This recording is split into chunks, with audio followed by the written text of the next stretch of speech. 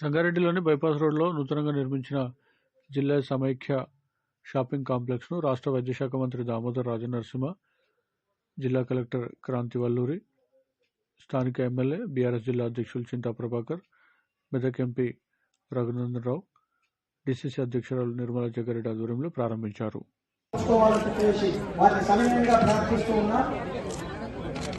శ్రీ చింతా ప్రభాకర్ గారు కూడా ఈ కార్యక్రమంలో భాగస్వాములు అవుతున్నారు. జీవన్ రెడ్డి గారు శాసనమండలి సభ్యులు, కూడా రఘుపతి సంజీవ్ రెడ్డి గారు శాసనమండలి సభ్యులు.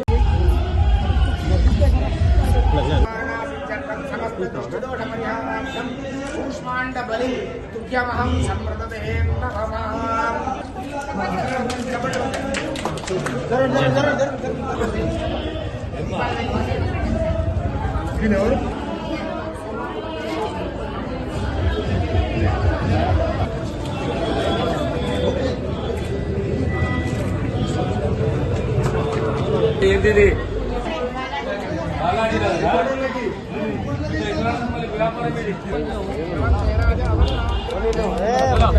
సార్ కొంచెం అందరం తెలియదా?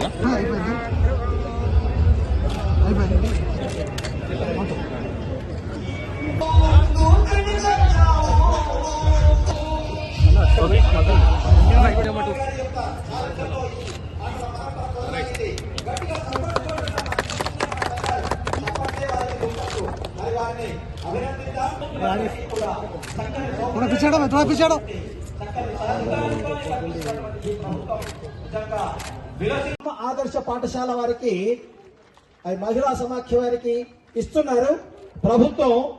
మనం ఒక్కసారి గట్టిగా కరతాళ ధ్వనులతో మన యొక్క ఆనందాన్ని, తప్పని స్థితి, ఎన్నో సేవలు చేసి వారి యొక్క మరి ప్రముఖ పాత్ర వహించినటువంటి కాంట్రాక్టర్ హరీష్ గారికి అభినందనలు.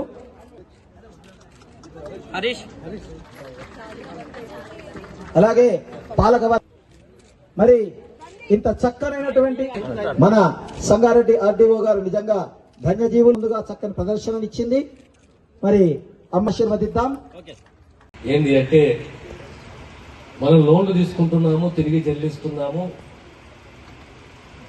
కానీ సంపూర్ణంగా వ్యాపార రీత్యా పెట్టుబడులు ఎందుకు పెట్టలేకపోతున్నాం.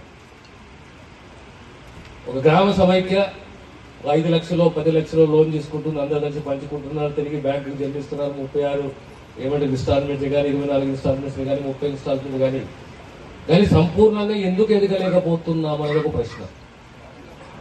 మీ అందరి దృష్టికి ఒకటి తీసుకొస్తాను ఈరోజు. ఇప్పుడు మనకు 1993లో ఆనాడు నేను ఎస్సీ కార్పొరేషన్ చైర్మన్ ఉన్నప్పుడు బస్వాపూర్ అనే గ్రామం పుల్కల్ మండల్లో, నేరడుగుంట అనే గ్రామము అందోలు మండల్లో ఆనాడు ప్రభుత్వము 5 ఎకరాల భూమి కొనుగోలు చేసి ఈ మహిళా సంఘాలకు కేటాయించింది.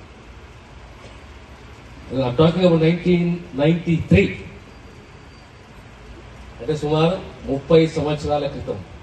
ఎందుకు ప్రత్యేకంగా ఈ 5 ఎకరాల భూమి ఈ సంఘాలకు ఎందుకు కేటాయించింది అంటే, వీళ్ళు ఒక పౌల్ట్రీ పెట్టుకోవాలి, పౌల్ట్రీ వ్యాపారం చేయాలి, వీళ్ళు ఎదగాలి, ఆర్థికంగా బలోపేతం కావాలి అనే ఉద్దేశంతో ఆనాడు మొదలు పెట్టంగానే ఎక్కడ ఇచ్చిన బొమ్మడు అక్కడనే ఉన్నది. ఇది కలెక్టర్ గారు చెప్తున్నాను, 5 ఎకరాలు ఎక్కడున్నది, 5 ఎకరాల యొక్క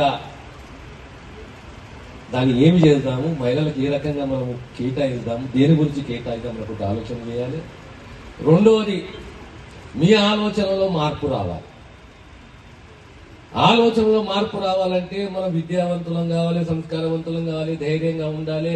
ఒక ఒంటకే పరిమితం కాదు, నేను కూడా రేపు వ్యాపారం చేయాలి, 4 పైసలు సంపాదించుకోవాలి, నేను కూడా స్వతహాగా బతకాలి ఒక ఆలోచన వరకు ఉండాలి. ఏమి చేస్తే జరుగుతుంది ఇది? ఎందుకు సంపూర్ణంగా మనం ఎదగలేకపోతున్నాము? ఇంతకుముందు కలెక్టర్ గారితో మాట్లాడేటప్పుడు ఒక అంశాన్ని ప్రస్తావించాను. ఇప్పుడు భూమి కేటాయింపులు ఉంటాయి పరిశ్రమలకు, ఇండస్ట్రీస్కు, ఫార్మసీకు. ఏ భూమి కేటాయింపు అయినా అందులో కనీసం 15% మహిళలకు 1 ఎకరంన్నరలో కేటాయించాలని ఒక ఆలోచన ప్రభుత్వానికి ఉండాలి, ఉంటుందనే విషయాన్ని మీకు సవినయంగా తెలుస్తుంది. మరి మీరు ఆ దిశగా మీరు పనిచేయాలి. లోన్లు తీసుకొని 5 లక్షలు 10 లక్షలు 30 కిస్తులతోటి ఇంటికి వాడుకొని ఇంట్రెస్ట్ కట్టి తిరిగి చెల్లించడం గురించి సంఘాలు లేవు. సంఘం అంటే యూనిటీ తోటి ఐక్యంగా ఇతను ఒక వ్యాపారం చేయాలి. ఆ వ్యాపారంలో వచ్చిన లాభాలు మీరు పంచుకోవాలి. సంఘంలో సభ్యులు మళ్ళీ వ్యక్తిగతంగా ఎదుగుతామంటే కుదరదు. మందికి ఉపాధి కలుగుతుంది.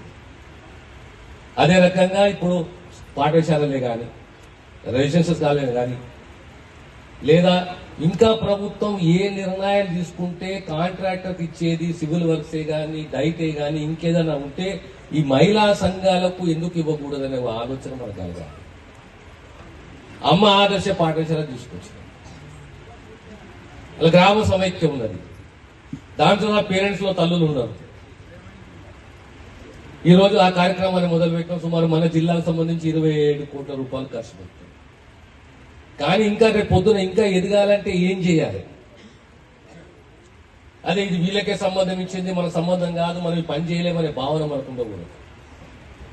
ఇంతకుముందు మా ఎంపీ గారు చెప్పినట్టు 50% రిజర్వేషన్లు మనకు స్థానిక సంస్థలు. రేపు పొద్దున రాబోయే కాలంలో 33% పార్లమెంటే కానీ శాసనసభ్యులు కానీ మన రిజర్వేషన్ రాబోతున్నది.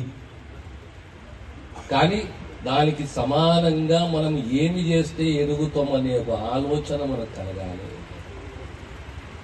మన పిల్లలకు, మన ఆడపిల్లలకు ఈ ఆలోచన మీకు కలిగి మీరు ఐక్యంగా ముందుకు పోతే రేపు 20 లక్షలు కాదు, 30 లక్షలు కాదు, 50 లక్షల వరకు లోన్లు వచ్చే అవకాశం ఉన్నది. మీరు కూడా అడగాలి రేపు పొద్దున, సార్ మాకు గ్రామ సమైక్యం ఉంది, మాకు మండల సమైక్యం ఉంది, మాకు ఎకరం ఇల్లు జాగా కేటాయించండి, మేము పలానా పరిశ్రమ స్థాపించుకుంటామని మీకు ఆలోచన కలగాలి. ఆ దిశగా మీ ప్రయత్నం ఉండాలి. ప్రతి ఒక్క అమ్మాయి చదువుకోవాలి. ప్రతి అమ్మాయి విద్యావంతురాలు కావాలి. విద్యావంతురాలు అయితే ప్రపంచంలో, ఈ పోటీ ప్రపంచంలో ఎలా బతకాలి అనేది ఒక ఆలోచన మనకు కలుగుతుంది. విద్యతోటి ధైర్యము, స్థైర్యము అనేది పెరుగుతుంది. అన్నిట్లో ముఖ్యము విద్య. దాంతో సహా ఆర్థిక స్థితిగతులు పెరగాలంటే ఆనాడు ఆలోచన చేసి ఈ మహిళా సంఘాలు ఏర్పాటు చేసి అంచెలంచెలుగా పావులా వడ్డీ లేని రుణాలతో మొదలు పెడితే ఈనాడు మనం ఈ స్థాయికి వచ్చినాం. అయినా సంపూర్ణత రాలేదు. సంపూర్ణంగా మనం ఆ దిశలోకి పోలేదు. పోవాలంటే మన ఆలోచన విధానంలో మార్పు రావాలి. మేము ఫలానా జాగాల పోటీ పడతాం, ఫలానా జాగాల ప్రభుత్వం ఆ కాంట్రాక్ట్స్ ఉన్నాయి మాకు ఇవ్వాలి, ఫలానా భూములు మాకు కూడా కేటాయించాలనే ఆలోచన మీకు కలగాలి. ఆ దిశగా మీరు ముందుకు ఉండి ప్రభుత్వం, మీ ప్రభుత్వం ఇది రాజకీయాలకు అతీతంగా మీరు ఎదగాలి. సమాజంలో మీరే శక్తిగా మారాలి.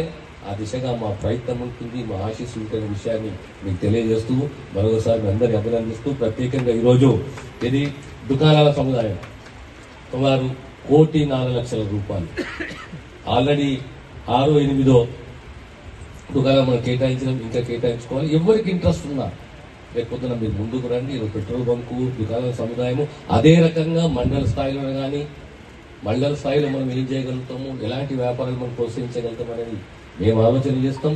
మీరు ఆలోచించండి. మీకు ఈరోజు కలెక్టర్ గారు ఉన్నారు, కలెక్టర్ గారితో మాట్లాడండి, వినతి పత్రాలు ఇవ్వండి. మీకు ఏదున్నా ఈ ప్రభుత్వం, మీ ప్రభుత్వం సంపూర్ణంగా సహకరిస్తుందనే విషయాన్ని తెలియజేస్తూ అభినందిస్తూ సెలవు తీసుకుంటాం.